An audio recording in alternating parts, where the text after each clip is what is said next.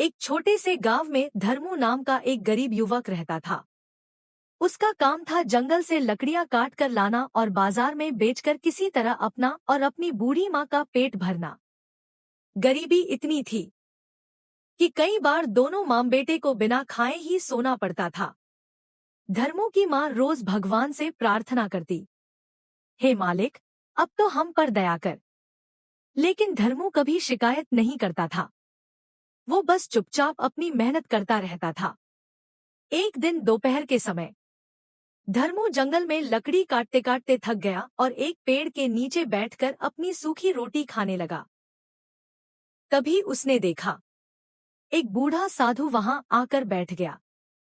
साधु बहुत थका हुआ था और साफ दिखाई दे रहा था कि वह भूखा भी है।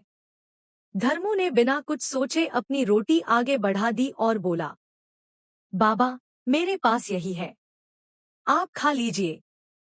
साधु ने पूछा, बेटा, तू खुद भूखा है, फिर भी मुझे दे रहा है? धर्मू मुस्कुराया और बोला, भूख तो रोज लगती है बाबा, लेकिन आज आपको देखकर दिल नहीं माना। साधु ने रोटी खाई और फिर उसकी आंखों में देखकर बोले, बेटा, आज तूने मुझे रोटी नहीं दी, तूने अपनी इंसानियत दी है। जा, तेरी किस्मत आज से बदलने वाली है। इतना कहकर वह साधु वहां से गायब हो गया। धर्मू ने सोचा, कोई साधारण संत होंगे, और वह फिर अपने काम में लग गया। अगले दिन जब वह जंगल में लकड़ी काट रहा था, उसकी कुल्हाड़ी अचानक एक कठोर चीज से टकराई। उसने उस जगह को खोदा और जो उसने देखा, उसे देखकर उसकी सांसें थम गईं। वहां एक घड़ा था, सोने के सिक्कों से भरा हुआ। धर्मू की आंखों में आंसू आ गए। उसे समझ आ गया कि यह उसी साधु का आशीर्वाद है।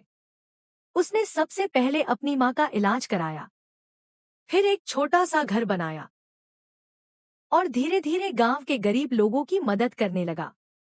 अब धर्मू के पास धन था, लेकिन उसका दिल अभी भी वैसा ही साफ था। लेकिन कहानी यहीं खत्म नहीं होती। कुछ समय बाद एक चालाक व्यापारी गांव में आया। उसने धर्मू से कहा, तुम बहुत मूर्ख हो, इतना धन दूसरों पर क्यों खर्च कर रहे हो? इसे बढ़ाओ और राजा बन जाओ। धीरे धीरे धर्मू के मन में